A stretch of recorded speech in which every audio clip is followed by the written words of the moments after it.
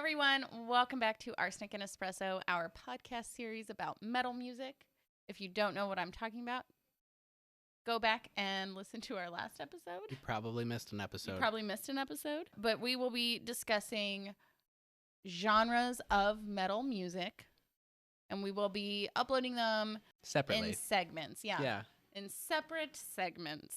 So if you want to be able to listen to the whole thing all together at once, we will be uploading it as a full-length podcast. Today, I think we both brought kind of general topics to the board.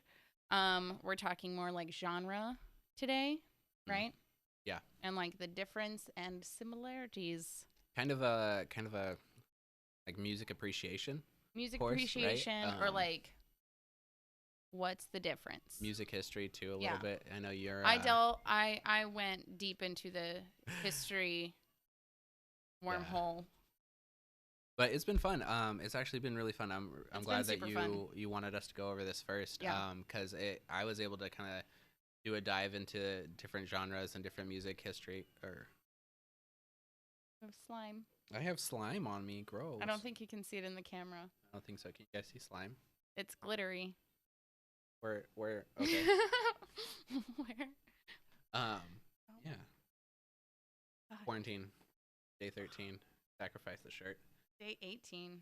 Day 18. All right. So, I wanted to do this because I have always personally interchanged the terms like heavy metal, death metal, hardcore, all of it. I have interchanged all the words for all the years, and it wasn't until recently that I learned how wrong I was to to interchange all the genre styles and terminology and verbiage.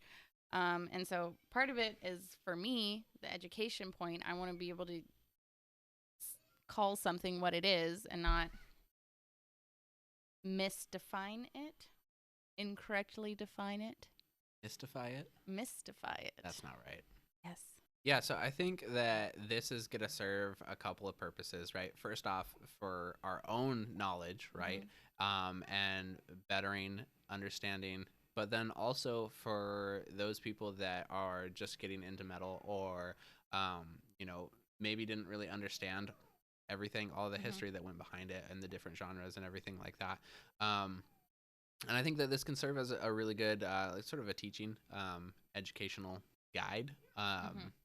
But at the same time, I'm not going to claim that I know everything about every genre. And we're also not going to be able to talk about every important aspect of each genre. Today, we're only talking about 1, 2, 3, 4. We're only talking about 5 genres today.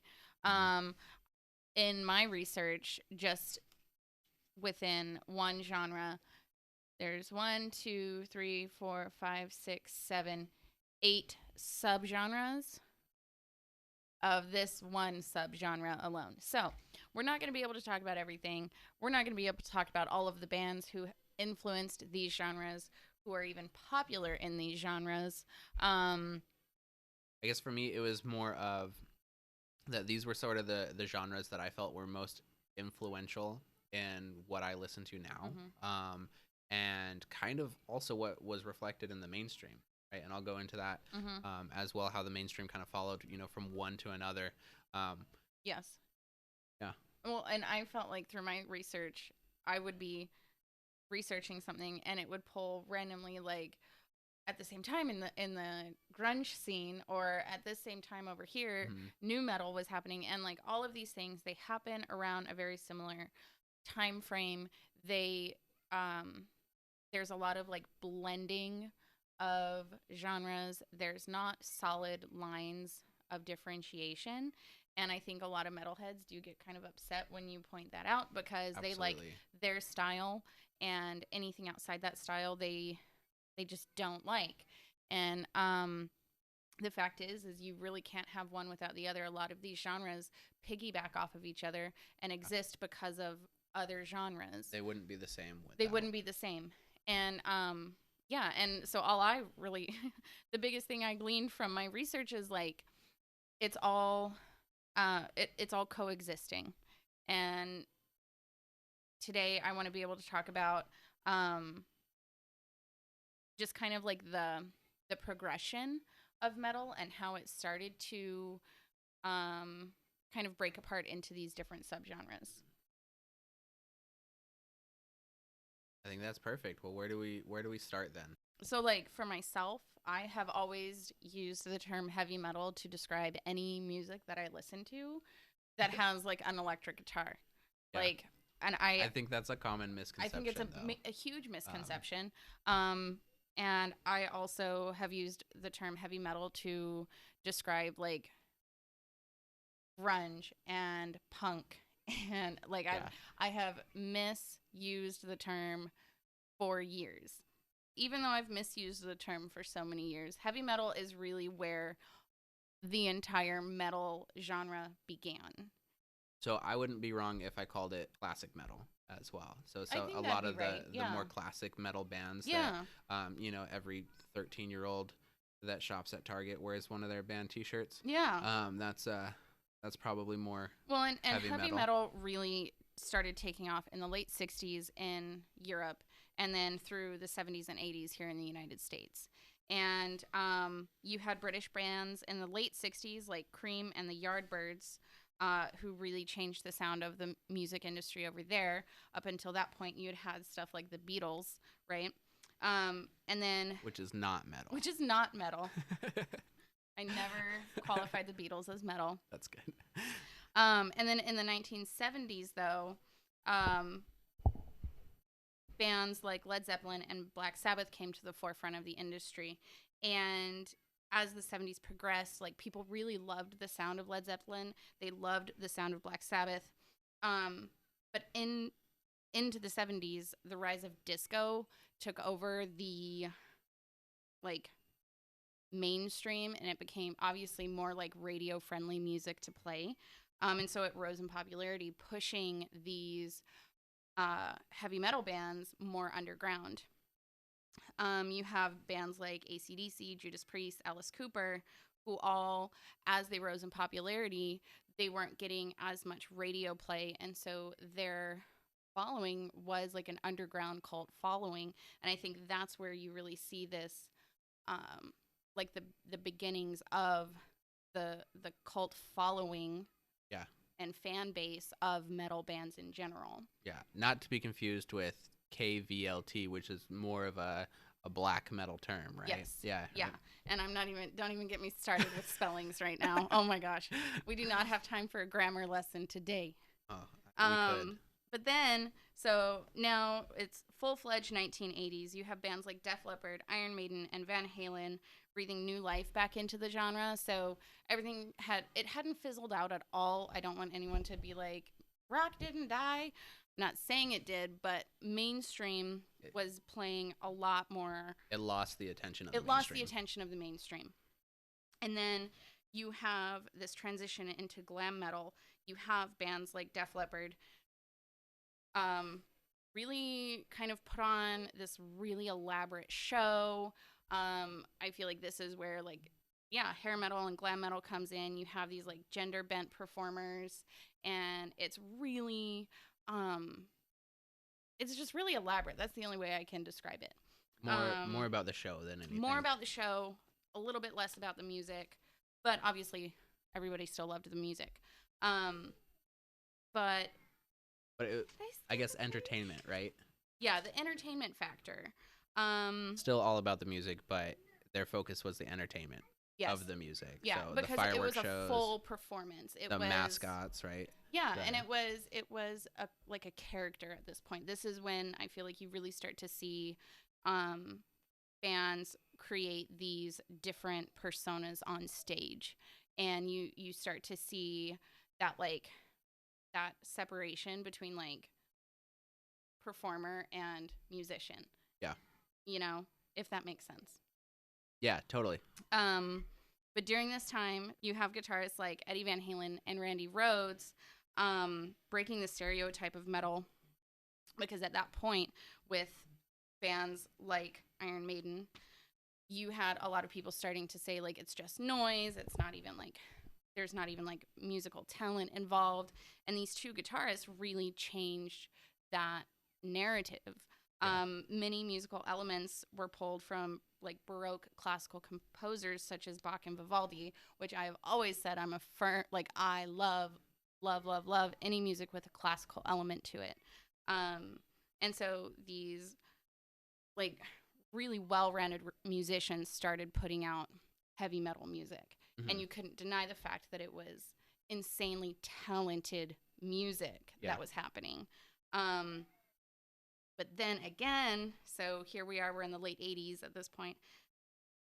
The hair and glam metal scene really became mainstream, and people across the board, not just metalheads, really started following glam metal, and that performance factor came up. It was a lot fancier than I think a lot of metalheads were used to experiencing. Glamorous is the only way you can describe it, I feel, you know? Makes sense for the glam metal. Hence the term glam metal. Not to say it's not good music. None of this, I want to pause and just say once again, none of this is me saying like any of this music is better or worse than the other. This is just like a historical timeline of what happened and what was happening in the world during the time to make some music more popular than others. Makes sense. But then the 90s came around and we see this shift again. I love going decade by decade because I feel like it's just a really easy way to break down what's happening in music history. Yeah. Going decade by decade. Anyway, but into the 90s, we see this shift from it. The music scene shifts from glam metal. And there's this emergence of grunge music. And it's almost rebuking the glamorous sex, drugs, and rock and roll portrayed by glam rock and roll artists. Same. It's daylight now. It is daylight now. The great thing is the people listening on our podcast will never know. Will never know, and I'll cut this part out too. But it is the next day. It is the next day. No, we spent like an hour and a half or so recording stuff. And then I realized when I was looking over everything today that I adjusted my mic and you couldn't hear anything I was talking about. So we're back. We're back. All right. So what were we talking about last night, though? After you were talking about, so you went over heavy metal. Yes, and talking about how it's kind of a catch-all for most people when they define metal music. They use the term heavy metal, even though it does only catch a few bands. Yeah. We talked about some of the original heavy metal bands like Led Zeppelin, Def Leppard, Iron Maiden, Van Halen, Black Sabbath, Alice Cooper, among many, many, many, many others. I know that is not all of them. There's a lot. There's so many. Well, and I think that's something to talk about once again. I don't know how many times we've talked about it or cut it out or whatever.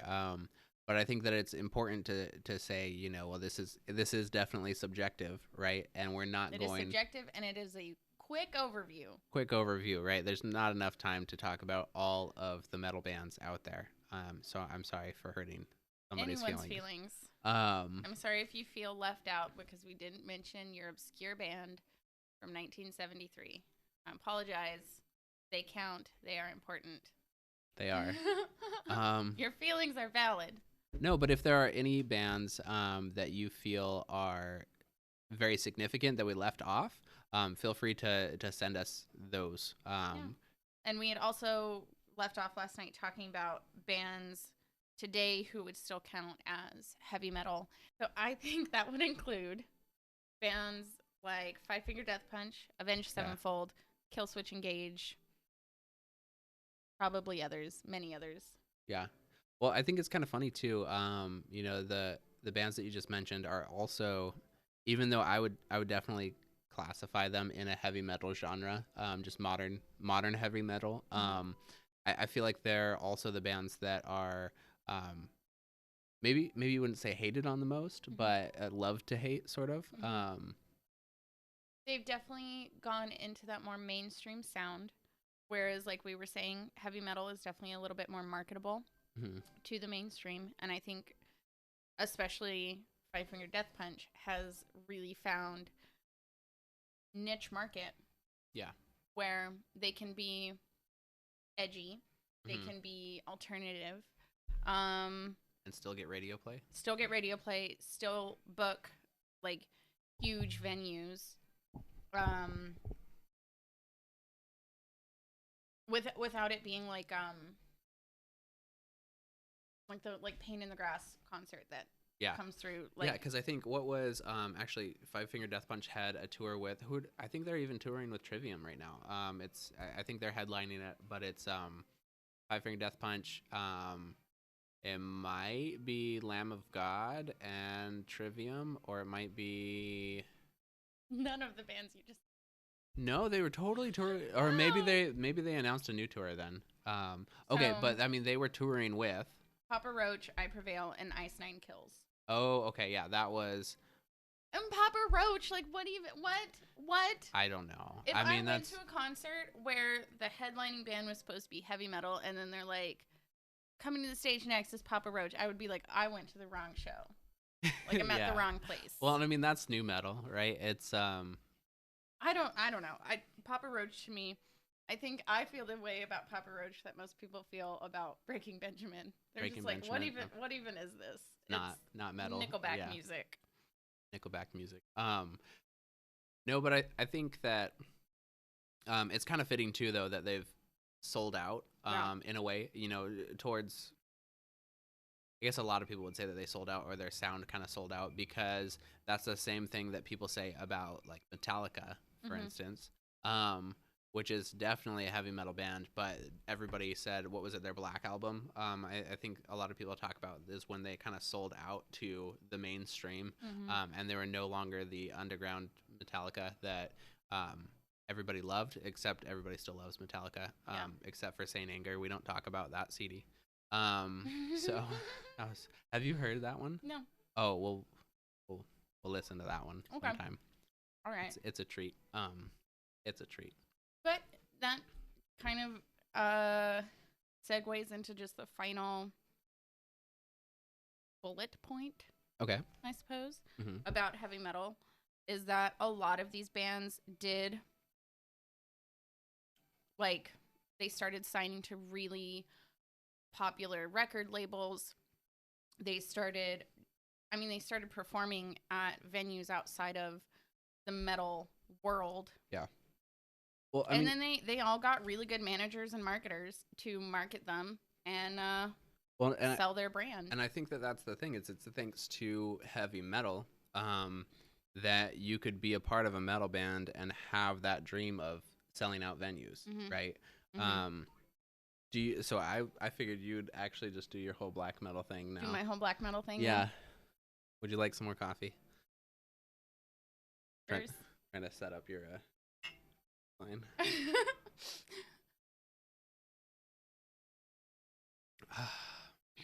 I like my metal how I like my coffee. Black. That's not black, but there's definitely almond creamer in there. Thank you all for watching. I hope you enjoyed this episode of Metal Genres. If you want to listen to the whole thing, again, you can find it on any podcasting network except Apple Music. It'll be there eventually. Find us also on Instagram and Twitter. Tune in next time for either another episode like this one or something new. Something completely different. One or the other.